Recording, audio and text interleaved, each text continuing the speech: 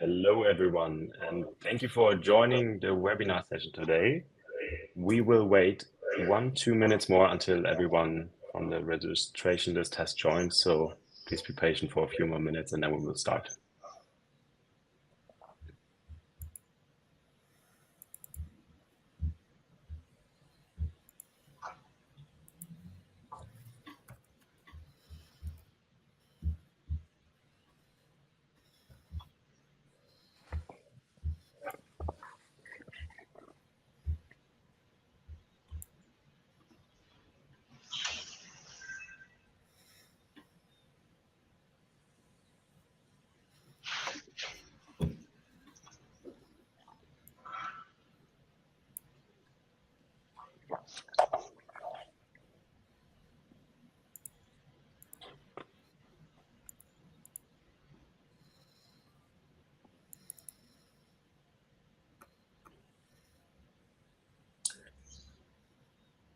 All right, I think we have the majority of the people now in this webinar, and I'm very happy that we can start now with our second session, and this time on the Salesforce Revenue Cloud. So welcome to our webinar on the title, Maximizing Recurring Revenue, Unleashing the Power of Salesforce Revenue Cloud.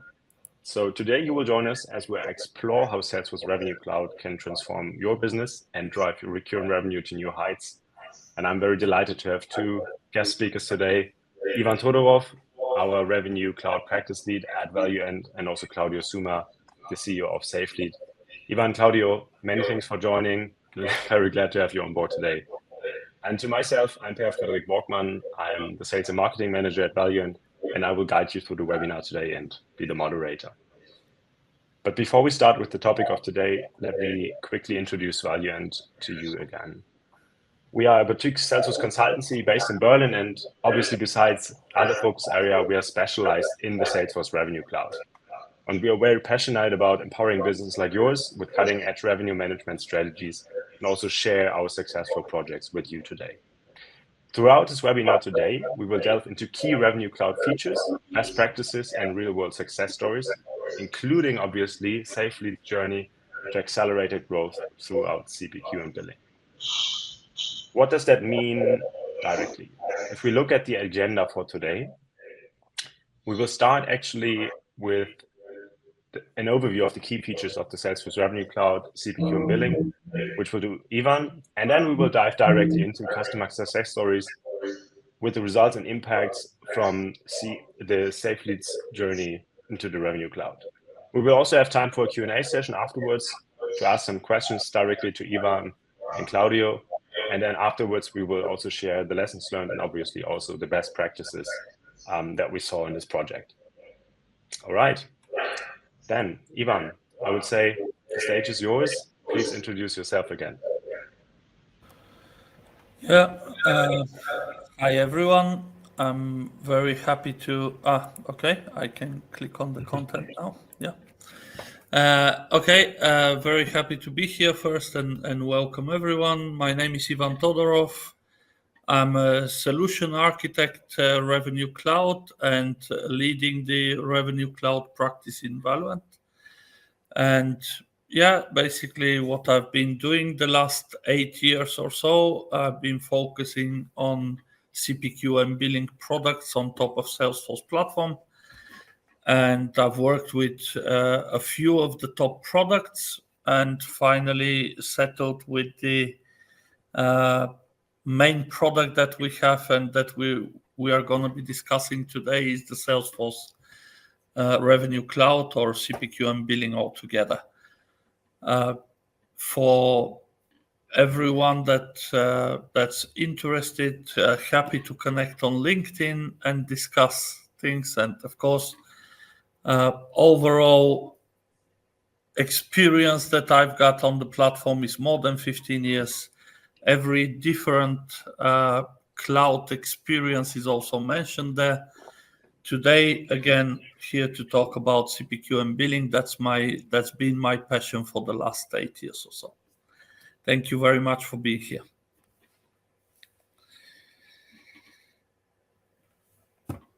And we will start this webinar with a short overview of the product of the Salesforce CPQ Plus Billing or the Revenue Cloud. On my side, I want to make sure that, let's say, everyone on this webinar is at the knows what we are talking about. We have a bit of an overview of the product here and a bit of history lesson, if you like, on the first slide that we are looking at. So how Salesforce at all started. It started with the lead to opportunity process, which everyone would know as a Sales Cloud product.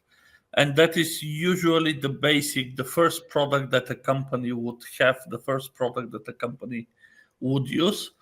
With the business evolving and with the many changes that happen with, even if you like, the products like Netflix and HBO going on the market, a lot of different needs, a lot of different products, and a lot of different ways of selling your product to your customer and billing, invoicing your customers along the way have been addressed and have been addressed as a need. And in this case, while the Salesforce opportunity process would cover the, let's say, negotiation, that would address also the process of closing a deal, the process of sending a quotation, and the process of configuring a very complex product that could involve a lot of different attributes and features, that could involve a lot of nested options inside the product, whether that's a hardware or whether that's a software. You could think of how you would order your car, or you could think of how you would order your mobile phone plan with your operator, or you could think of how you basically go online and subscribe for something. All of those options could be defined in a product that is called CPQ. And of course, CPQ as such is means configure, price, and quote, but it is also, you will see in this presentation, much more than that. So what is inside of the CPQ product is the product configuration. Let's say when we speak about, the usual example is a car or a computer. It is about whether you would have the leather salon inside the car, or whether you would have different tires, or whether you would have a different option, heating of the seats, and etc., etc. When we speak about hardware and computers, that could be the CPU, the RAM size, the hard drive, and everything else. So all of that, the same computer may have a different configuration, therefore different price. Sending that quote to the customer, having it internally approved if you provide discounts, all of that is part of CPQ. But much more than that, because it only says CP and Q, configure, price, and send the quote. Much more than that, CPQ would also offer you order management, contract management, and subscription management. And CPQ would offer amendments, upsell, cross-sales, and terminations. And how you handle those in your company when you sell the new, let's say, product models is essential for your success. And this is what we will discuss also today.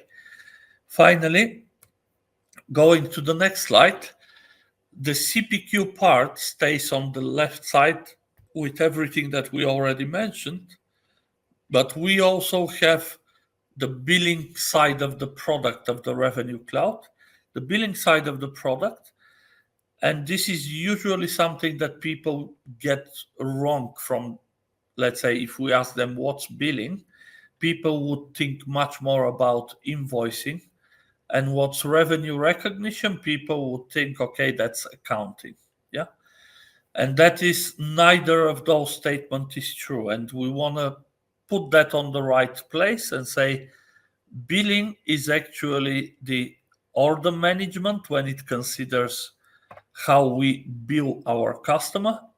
because in one and the same order you might have one-time products, you might have maintenance products, you might have installation products, but you might also have subscription products, and how you build those is different for every different type of the product. How you pay for that, we also here state about payment schedule and payment plans.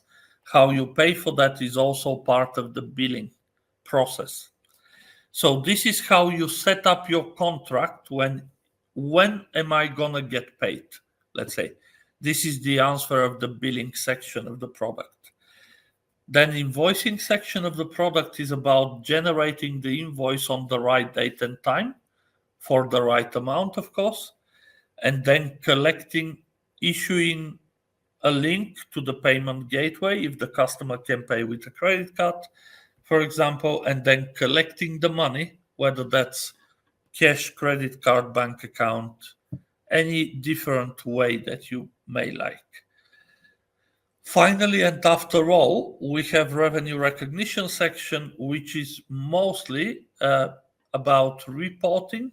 We have put here Datev, SAP, NetSuite, because those are the softwares or the platforms that we would usually connect to, specifically when we talk about, for example, the German market.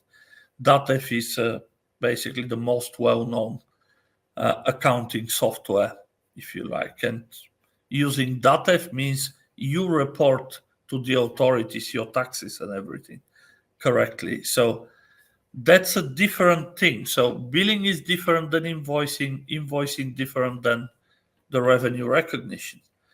So what needs to be also explained, or usually when we start a project, for example, or when we explain things to people that are interested in this product, is that billing is definitely can be implemented without invoicing and without revenue recognition. Billing and invoicing can be implemented together without revenue recognition.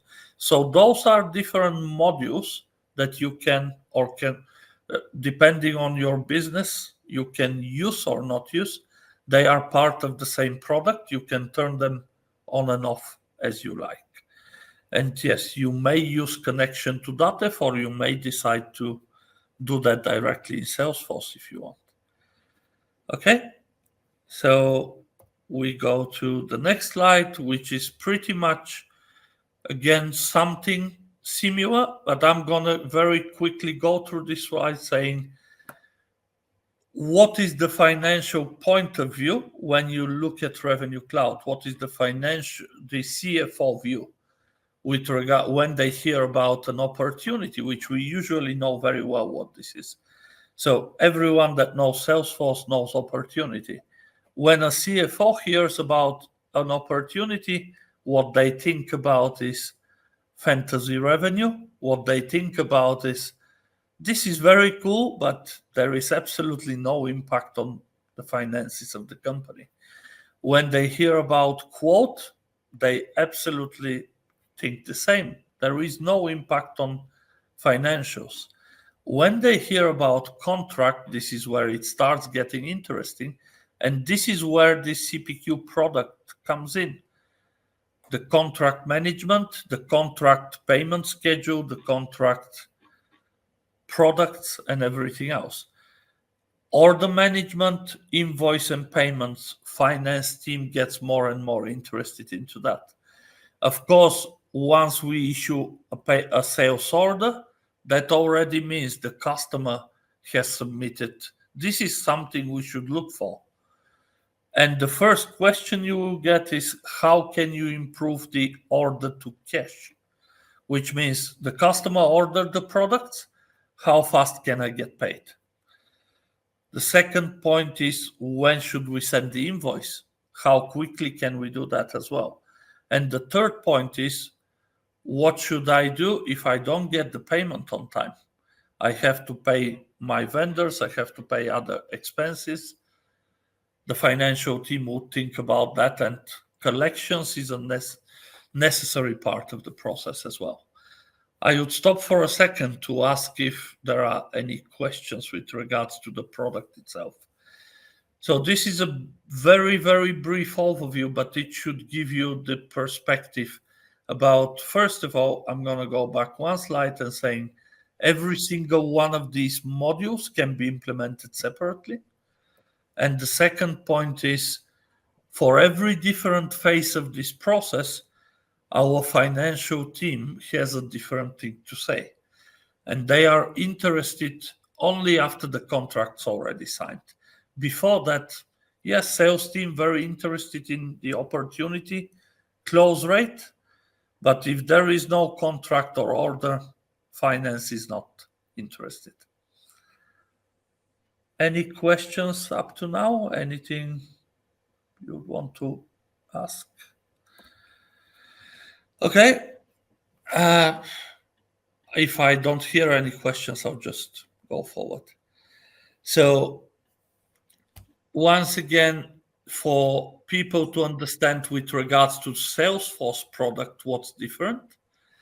The blue part of it is the CRM, is the Sales Cloud that we start with. Usually the green cloud is the revenue one.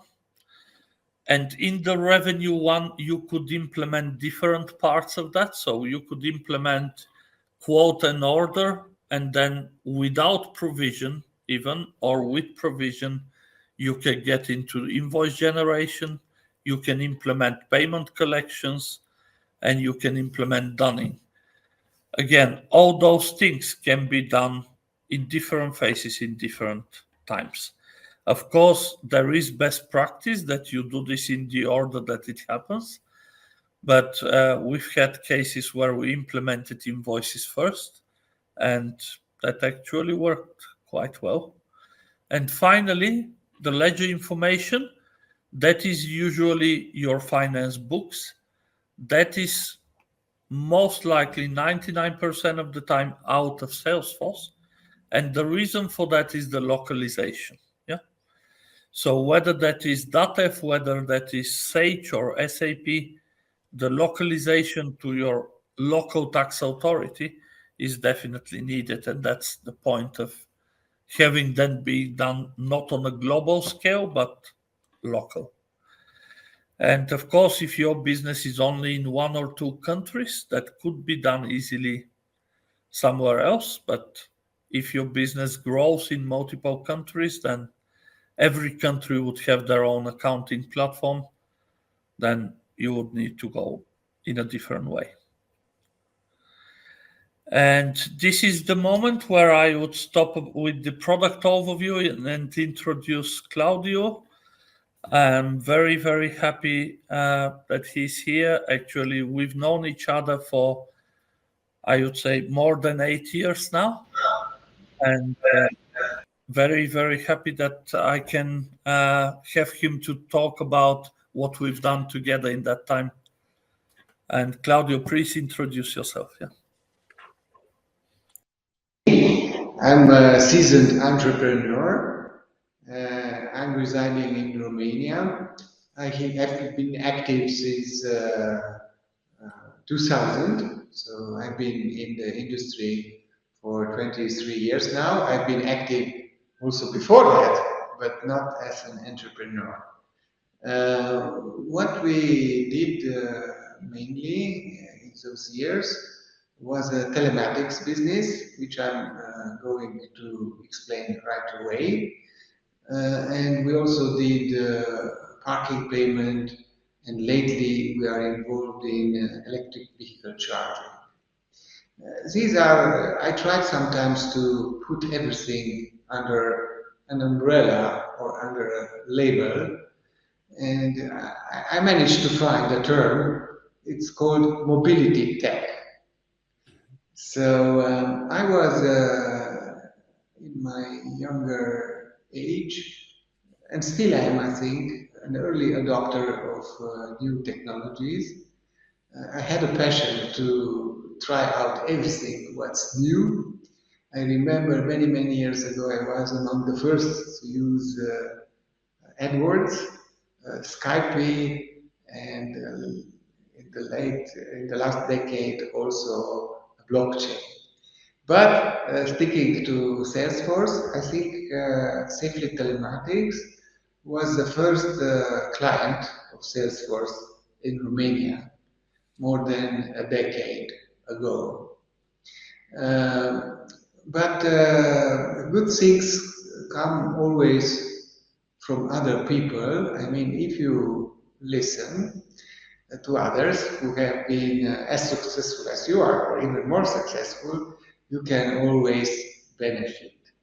And in the beginning of the telematics business, I don't know if you know what's telematics, I can explain it to you in 3, 4 words. It's basically mounting an onboard unit, or in other words, a GPS receiver on a vehicle, and that GPS receiver updates the position of the vehicle in a complex platform.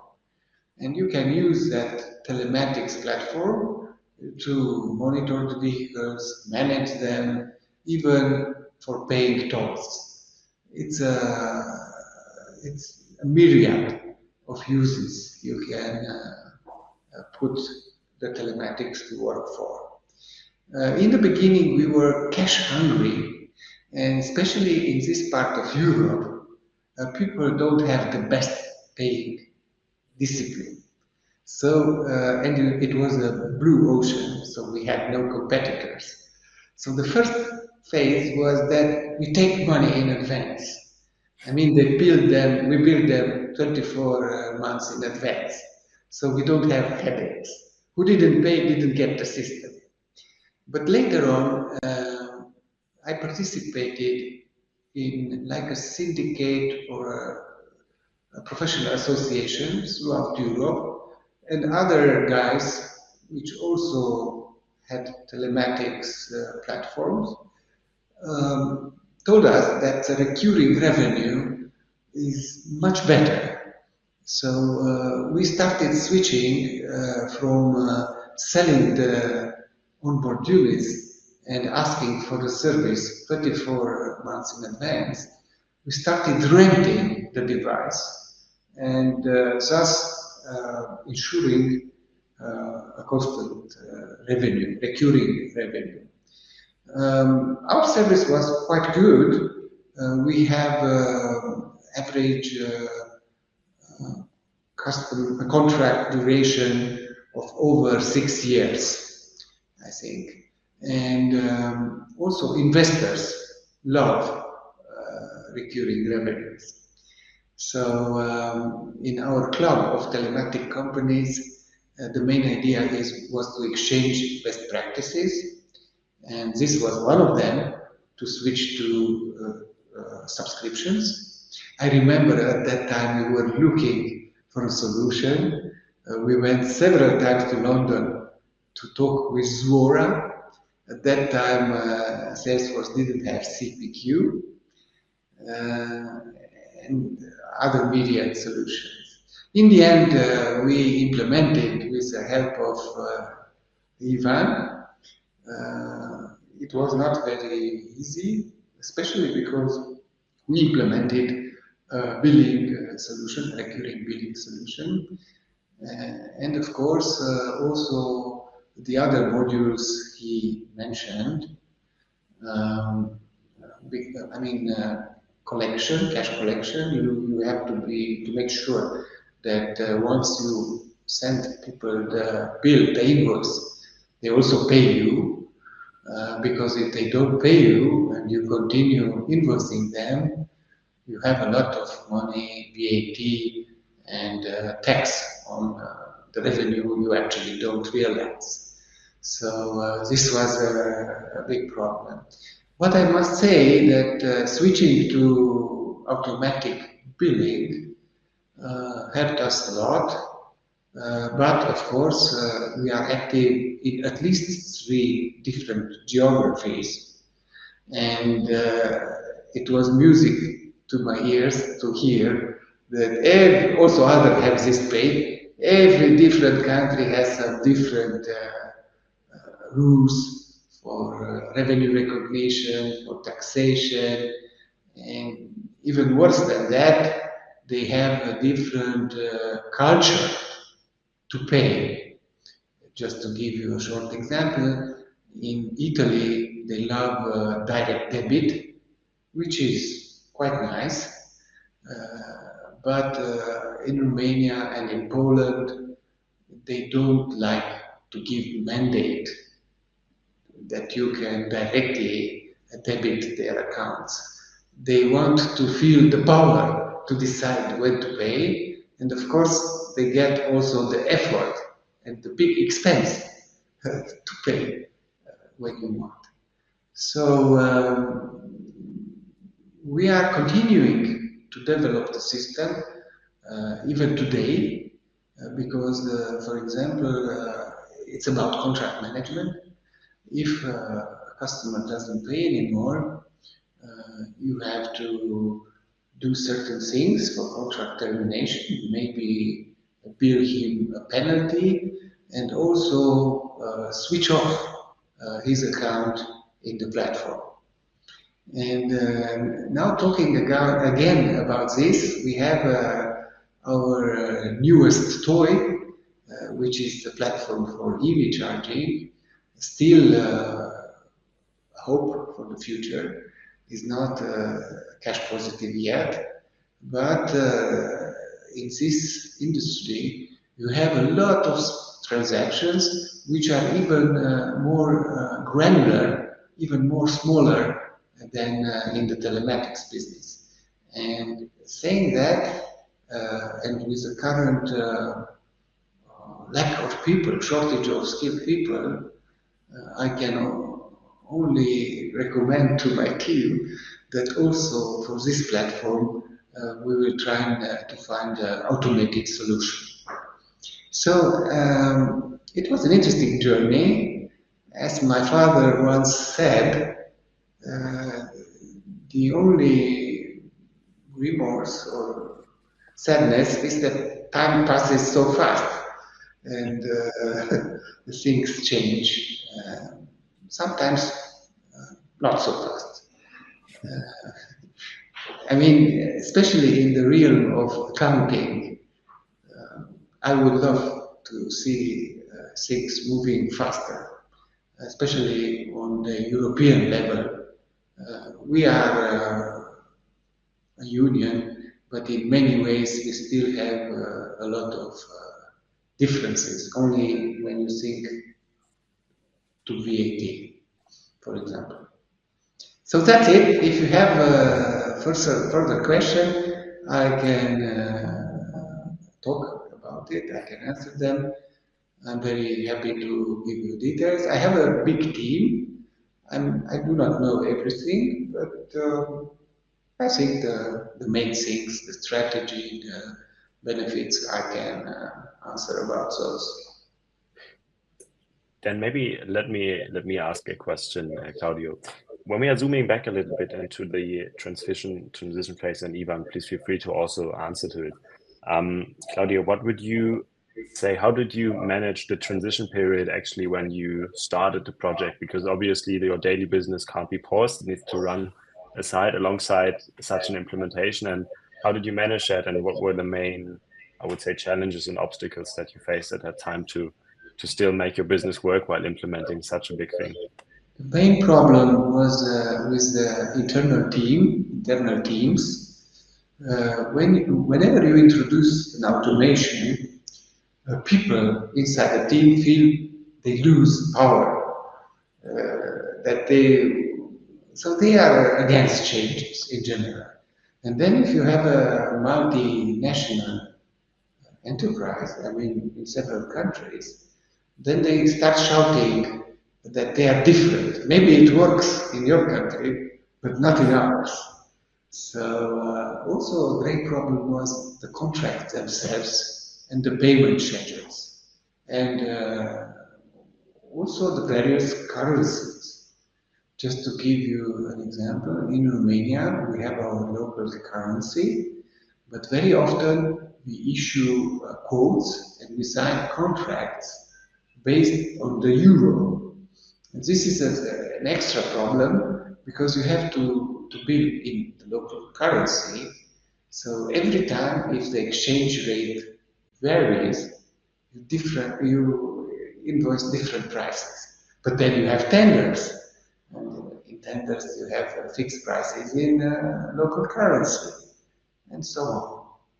But I would say the most important thing is to convince your people that it's going to work and they won't lose anything. That's some absolutely true words that we see in our projects that are also not Revenue Cloud related as well. Maybe Ivan, from your side, as you were basically the counterpart in that project from the implementation side on, what would you say were, from your side, the obstacles you identified while transitioning Claudio's company?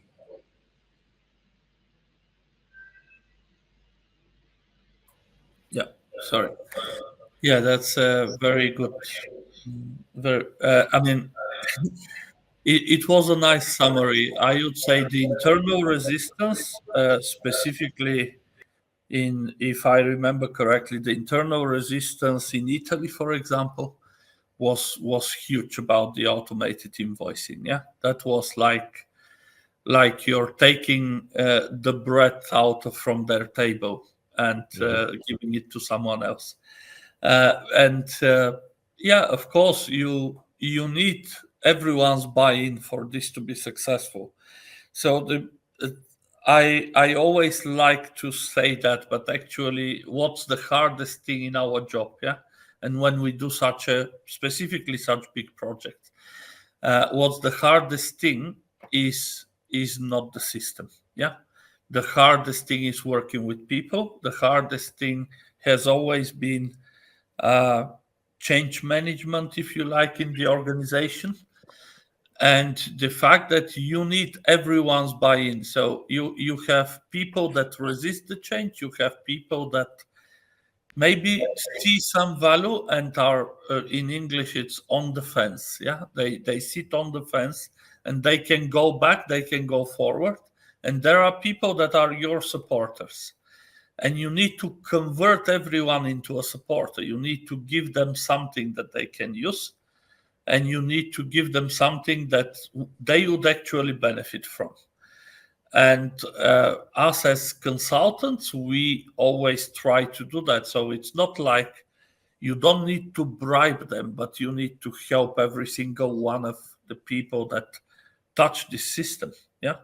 And that means you need to help the marketing person to create leads. You need to help the salesperson to close a deal faster and maybe generate a contract directly and send it for signature. You need to help the accounting team to introduce and check for the invoices faster for the payments, etc., etc. So, as we said, different countries, even the mentality is different, the size of the team is different, and in this case, yeah, I think we had Italy, Poland, and Romania, where Romania being the biggest. And yeah, everything was, it was like we do three different projects. So yeah, just want to support what Claudio said. It was very different in Poland. It was even more different and difficult in Italy.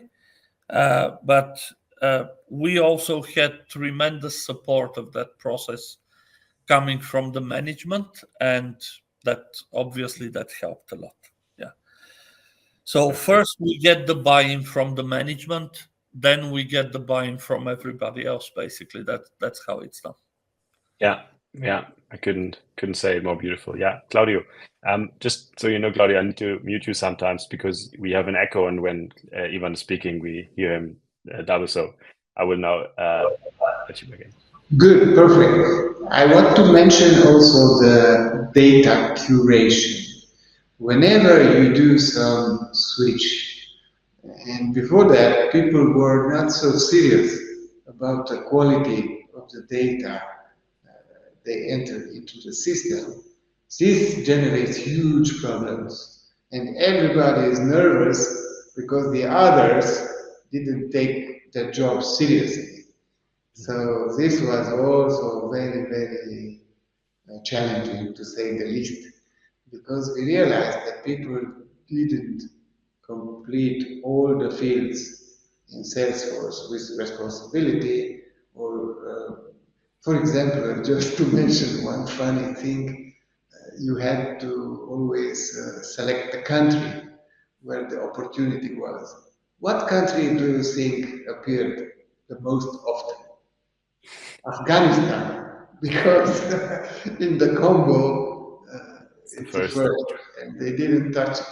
So, and many other similar problems. And you don't feel well when you see other people make you work because they neglected something.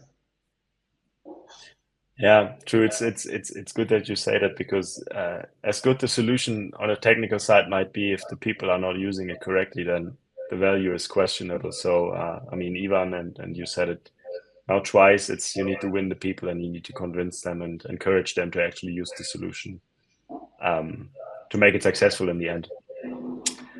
All right, perfect. Thank you very much, Ivan and Claudio, for giving us an outlook on how the transition phase looked like. And I think now we have earned to see basically what the impact in the results was. And we have some quite interesting and impressive numbers, I would say, brought with us here today.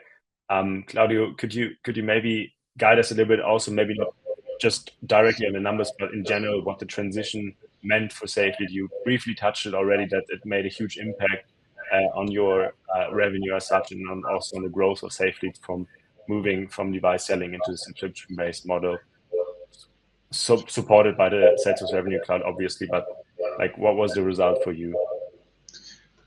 Yes, you see it on the slide. So our revenues grew simply because with manual systems, we sometimes forgot to invoice, or we didn't invoice the right amount. You can imagine in telematics, the number of vehicles in a fleet is varying. Sometimes the fleet grows, sometimes it gets smaller. So, because this information was not at the right place in the right moment, many times we didn't invoice enough, or at some other times we had arguments with the clients because we invoiced too much. So this is, of course, an important factor. Then, what's not written on the slide, it was a pressure on people. And people responsible for invoicing were always under stress. They got phone calls from clients. I didn't get the invoice from you, or from salespeople. Mm-hmm. So, and eventually, we didn't kick anybody out. We didn't fire anybody, but people had more peace of mind. Of course, I must say, having so many types of contracts, sometimes the automation doesn't work well. And it's a recurring trial and error process. Uh, you send sometimes wrong invoices, customers protest, and then you have to fix the algorithm. Um, what else can be said? Yes, it's important how you send out invoices and how you sign contracts. In Eastern Europe, there was a big resistance, especially from big enterprises 5 or 6 years ago, to receive invoices only electronically. But this started to wane now. Now the majority of the companies prefer to sign contracts with a certified digital signature, and some bigger companies even have, which might be a problem, in fact, have portals when you have to upload, if you are a supplier for them, you have to upload the invoices. And recently there were changes in the regulation for accounting. You have to report to the finance ministry every single invoice you generate. But in our experience, this connection to the Ministry of Finance is done through the ERP. So it's good enough to feed the invoices into the ERP, and then the subcontractor or the accountant taking care of the ERP will then upload the invoices to the Ministry of Finance. I don't know if this is present in all countries. For sure, it was the first in Italy, and this year came also to Eastern European countries. All right. Thank you. Thank you very much for the insights. And I think you said a lot of very important things, but one thing to point out here is about how we don't need to cut headcount in order to grow the efficiency of departments, right?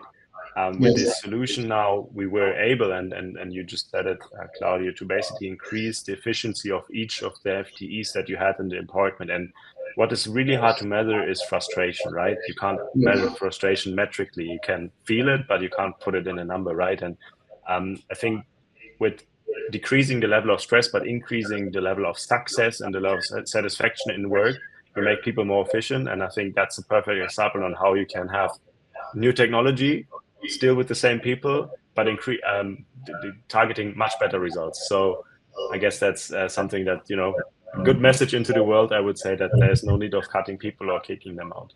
Just to another mention, which is a funny one, we are a SME, a small and medium enterprise, but we saw big companies. I won't mention their name, like telecom operators, not being able to invoice us for 9 months. Mm-hmm. And later on, we had to negotiate the amount to be invoiced because they didn't have proper records and obviously not a good system like CPQ. This also happened for power companies. So big companies face these problems and they are very much affecting their value on the stock market and everything. Yeah. Yeah. Yeah, 100%. I think everyone who's seen a few of the bigger corporation might be surprised that sometimes the invoice accuracy is lacking even at the top global players in this world. So maybe they should be also here in this webinar today. Maybe next time. Okay, perfect. Thank you very much, Claudio. Ivan, is there anything from your side that you want to add here? Not much again. I mean, it's on the screen what we wanted to share. So basically, that reduced.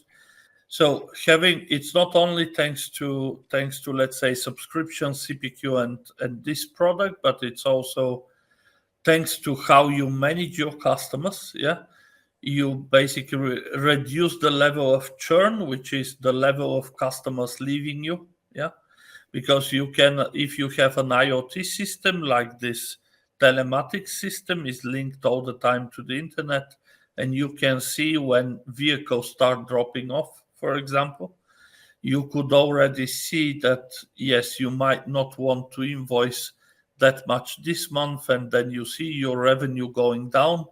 You could address that a little bit faster. You shouldn't wait until your contract is over and then you understand that your customer switch to the competition, for example, or the automated invoicing, as it was mentioned many times. We've seen exactly that, and I'm very happy Claudio mentioned the data, because even to this date, for example, we can see some. You cannot issue a contract to a company because this is a B2B business, right? So on the other side, there is also a company. You cannot create a contract without having the full address, the VAT, the tax registration number, the representative details. You cannot issue a contract without that. And having the data filled in correctly, yes, it might seem to your employees like a bit of a problem. Why do I need to do all of that now? But then when they see how much time that saves and how very little errors are done after that, if the data is good, then they start appreciating and they start putting more effort into that. And I want to say one thing also, which is in the middle of the screen, is revenue leakage reduced to zero.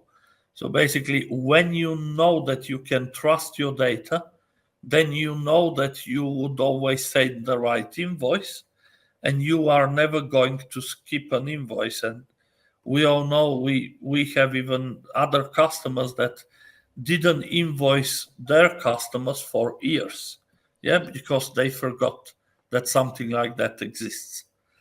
And they forgot a contract, they forgot the revenue, they forgot the invoice. So that does not happen when you have the proper system and the proper tools completely automated, because, and yeah, you need to put effort in, but it pays off, of course. Absolutely. Awesome. Thank you for the summary, Ivan. Then I would say we move to the Q&A part. And I would like to encourage our audience to shoot their questions, which I'm sure are waiting already to ask the interesting questions. So we might give them 1-2 minutes, and then I will start asking you, Ivan and Claudio, questions. All right.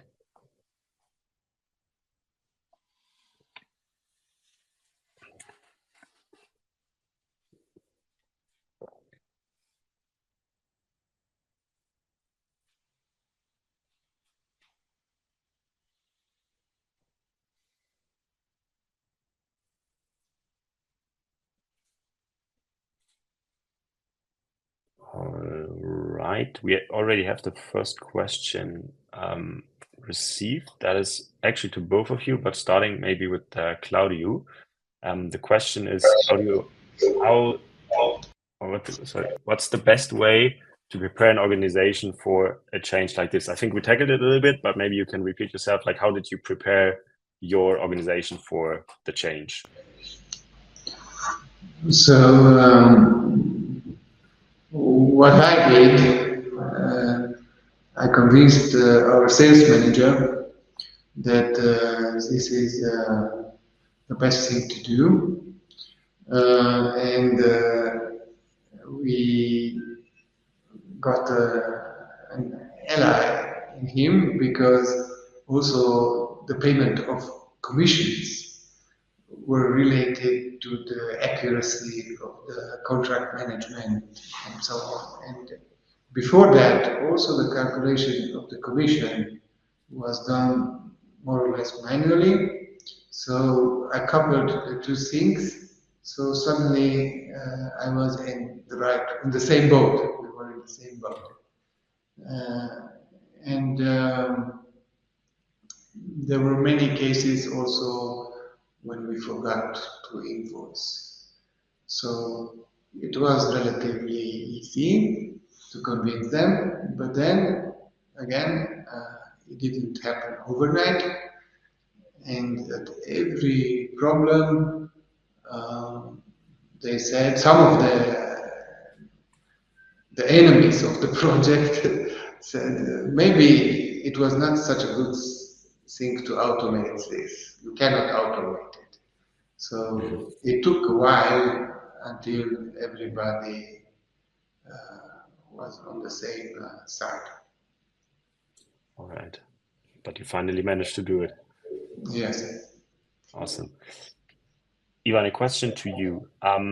So we heard now the specific example about the use case from SafeFleet. What is it about other industries? Where would you say is those features of the Revenue Cloud targeted, or was the best use cases in what kind of industries? Okay, so yeah, we've done a few, not a few. We've done quite a few projects with specifically CPQ. and with billing. And what I can say, it's usually, so there are two aspects of that. The first aspect is where this change, and Claudio touched on this a lot during the conversation, where this change is about to happen, where the business wants to evolve. And when evolving, they want to change the product portfolio or the product definition. So that would mean I have a ton of customers already, but what I'm selling to them, it's going to completely change and move to a new, even if you like, to a new reality. Yeah. And when you are doing this change, you need a go-to-market strategy for your products that is basically very, needs to be very pragmatic sometimes. And it is about not so much about how quickly can you launch a new product, but it is more about the whole organization. Because in Claudio's case, he might have a new device, yeah, and this device enables him to deliver far better service. But then you need to think about that, okay, but 90% of this, it does the same job, okay? And when you are doing such a change, you need to basically be able to adapt your strategy very quickly. CPQ is great for that. So CPQ is great that you adapt and you change your product in the way that you like, or even the same product could be sold in 3 or 5 or 10 different ways or configurations.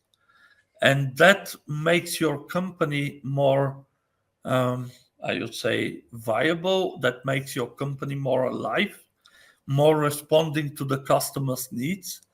Because I would give again the same example. I remember them having a new device, and this new device supports a lot more protocols about not only tracking the GPS on the map, but it could also track the fuel consumption. It could also track not only the speed, but it could track whether the device has been played with. It could track so many other things. And you could turn on and off these features remotely. That would mean your customers can actually upsell themselves just by turning a feature on and off. Yeah. So if you think about that 10 years ago, that was never possible. If you think about that today, that change already made a few companies like SafeFleet stand out, that you can do this yourself on your own portal, and that would change your product. That would, of course, automatically change your invoice as well. And that makes so much sense today when we have Netflix and other services. Yeah. But as I said, 10 years ago, a lot of companies want to change. Some of them were successful in that change. Some of them just didn't do anything, and we already cannot hear about them. Yeah. But Right. to say one thing for sure, CPQ is not only for services. CPQ is also for manufacturing. CPQ is also for retail. CPQ, we have done a project in the past that we have sold gunpowder and sugar on subscription. So imagine you buy a subscription of 1 truck load of sugar every week. Yeah. So you subscribe for a sugar service. Yeah. So you get sugar every month. So I would say, don't think of this as only for services. Think of this as when you want to change how you do business, this is the perfect tool. That's about it. Very good. Very good said.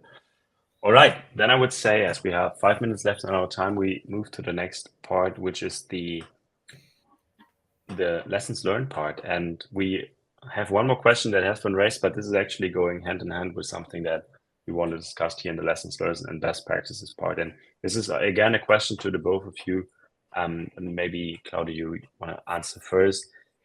what were the key lessons you've learned throughout the integration process, and maybe also what have been surprises along the way, and also definitely what would you do different in hindsight now? One of the key lessons is take care of the accuracy of the data.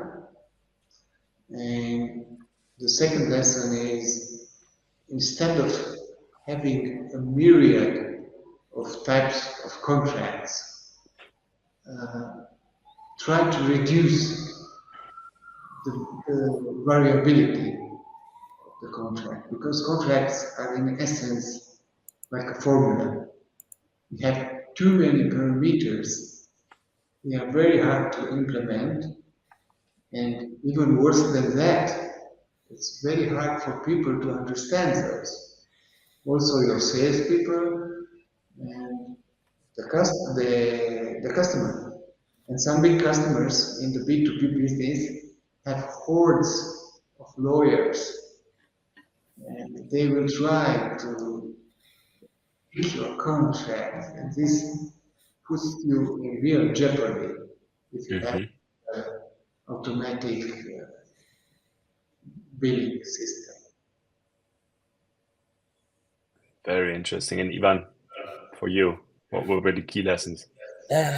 One of the key lessons on my side is definitely that first of all, I have to say this project was one of the easy ones, I would say, and easy not in the technical sense. Yeah, technically it was challenging, but it was easy because I still remember, and every time I went to Romania to see Claudio, every time I spoke to his sales manager, every time I spoke to his management team, everyone always told me, Claudio just wants that at some point we no longer have to do things manually.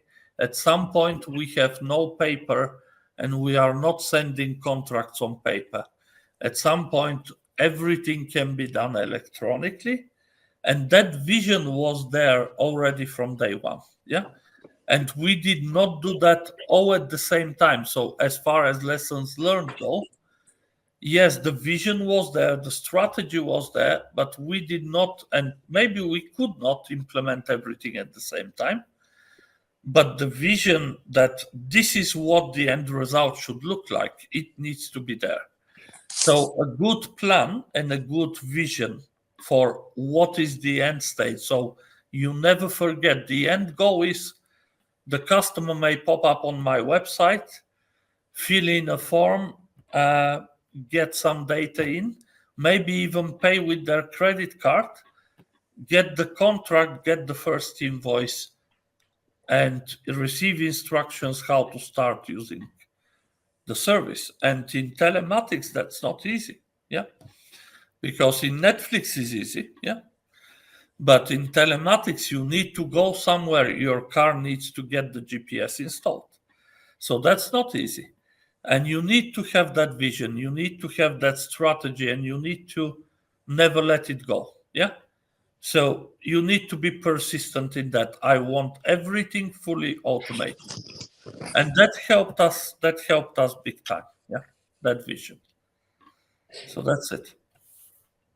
Those have been some very good words to close this webinar. I think speaking about a good vision, that's something very important. I think all very good for every kind of business. So last but not least, I would like to thank you, Claudio and Ivan, very much. Thank you very much for joining today, Claudio. We know it's a valuable time, but again, it was very great to have you here, having all those questions answered. And I think also that our audience has learned quite a lot of new things. And also, Ivan, thank you for your sharing your practice of 15 years experience. Yeah, thank you for everyone that has joined the webinar. The webinar has been recorded, so you can definitely also watch it afterwards. And I wish everyone a very beautiful Thursday and then a very nice coming weekend. Thank you very much, guys. Speak to you soon. Thank you for having me. Bye-bye. Thank you.